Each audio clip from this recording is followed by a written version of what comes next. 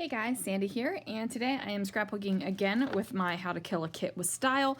The fall colors are really going well with Lana's birthday trip to Disneyland last year, so I keep pulling that in these photos. Now, I wanted to do a pocket page just to show you how I'm going to do some of these, because not every single one of these photos needs a complete layout for it. But I don't have any pockets that will fit the portrait orientation photos. So I have my photos, I have my kit. Let's see what I can do. Now, guys, this layout might not be everybody's cup of tea, and that's okay. It's definitely not a beautiful masterpiece, but it is done. And I just want to say that it is okay to have layouts that are done and that are not beautiful masterpieces.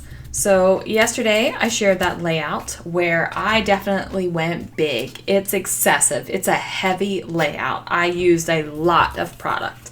And then today I'm going to share this layout with you, and it's not big, it's not excessive, there's not a lot of product, and it's really basic. But that doesn't mean that it's not good, and that doesn't mean that it's not going to look awesome inside of my scrapbook. Because it is. It's going to go awesome in my scrapbook. It's also going to be a place where you can kind of rest your eye and you're not really looking at all the crazy, busy, big things. So I have taken a piece of khaki colored cardstock, and I have 10 portrait photos that I really want in this album, but I don't want to scrapbook individual pages for them. I don't even want to make it a 2-page spread. I just want to do this quick and easy thing. Now, as I said, I was just going to create this in a pocket page that had the 6 4x6 pockets in them, but I am out of those page protectors. So that is why I am going to go ahead and build it directly onto the khaki sheet of cardstock. Now, my original plan was to use that foil heart, and I was going to use that banner as a template and cut out something that would coordinate and build it that way. However, I don't do that at all. I completely scrapped that idea. And that's okay too, because sometimes your basic ideas, they're not going to be the first idea you go with. And since this was going to just be a simple, easy, basic layout, I just wanted to make sure that, it looks decent. I need a little bit of excitement. I need a little bit. Now, I was trying to figure out what stickers I could use for this project pad. There is a lot of things about being home and those kind of things, just because that is the theme of the project pad. And we are not at home. We are at Disney. Even though we say Disney is home, like you just feel like you're home when you're in Disney. But there's a lot of things like couches and, little sticker people. And I'm usually not a fan of little sticker people. They are probably not one of my favorite things. As a matter of fact, I have not bought the new Say Cheese collections because their ephemera and stickers are full of little people. This is not my thing, my people are the things, my people are in my photos. I don't need little people stickers. So anyway, I'm just kind of flipping through my stuff, trying to figure out what I'm going to use. I ultimately really like this cut apart card. I'm going to lob off the thank you, and then I'm going to figure out how to make it a 3x3 square where I have all of the floral intact. I haven't cut out through any of that stuff. But I am also not going to leave any of the thank you left. So it's just going to be this pretty floral on the paper. And I know that I want to kind of overlap over here in the corner. I want this khaki color just to be some open space. It's just a little space for your eye to rest as you're looking at all the detail of the photos. So I am going to change around where I have decided to place the photos. I'm just going to switch these two out. It might not seem like that is a big difference, but to me, when I'm looking at the layout, it makes a huge, huge world of difference. I'm kind of seeing instead that I'm just covering up a little bit of background. I'm not covering up like the ship or anything like that.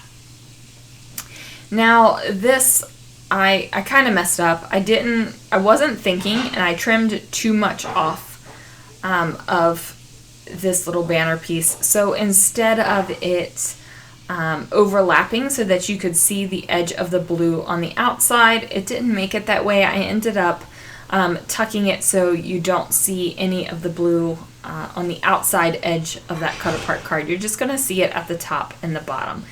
And this is just to show you, you know, when you screw up, when you make a mistake with your supplies, you can always do something else to fix it. You can always change it up. And I like the way that this turned out as well. So this blue is a pop-in blue, okay?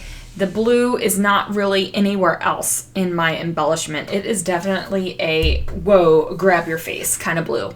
And I want it to have that. Because these are photos that are kind of busy and, you know, they're filling up just about the entire page, I wanted something that your eye would immediately go to instead of looking at all these photos going, which way do I look? What am I supposed to look at first? Basically, if that big expanse of open khaki color doesn't grab your eye, hopefully this big dark pop of blue can't even speak. This big pop of blue catches your eye and you will look over here. So I'm going to incorporate the you into the title, and I'm just going to call it Me and You. And then I figure that that's appropriate because there is a photo of Lana and myself up in the corner over here. So I'm just going to do that, and then I'm like, well, I need to add something. Something has to like go on this page as well. It's still very flat. I just need a little, just a tiny, tiny little bit of something with a texture. So I am going to end up with these puffy stickers. I do grab the little flowers over here, and I just put them on diagonal onto the page. And that's just giving me a tiny, tiny, tiny little bit of different texture and a tiny little bit of interest. So, you know, yesterday's layout that I shared was all about big, and this is just about little subtleties, little teeny subtleties. So I am going to scrapbook on the direct back side of this layout. And this is something that I have done in the past. When I'm doing this kind of thing where I have these photos and I don't have a page protector and I really don't want to scrapbook them all individually. So I'm just going to figure out where I want the photos to go, and I'm making sure that I am scrapbooking this in the same direction. So there's not going to be any kind of confusion.